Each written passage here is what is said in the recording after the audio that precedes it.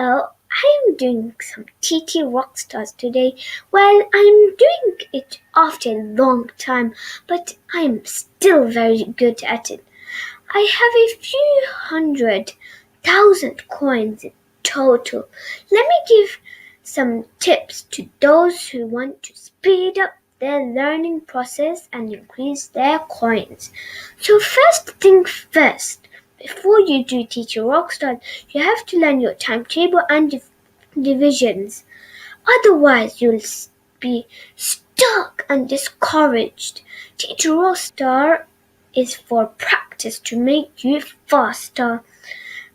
Secondly, if you are doing it on laptop, it may slow you down, but on mobile, it is much better.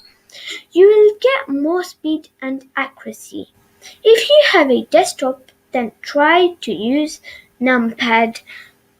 That will help you get some speed.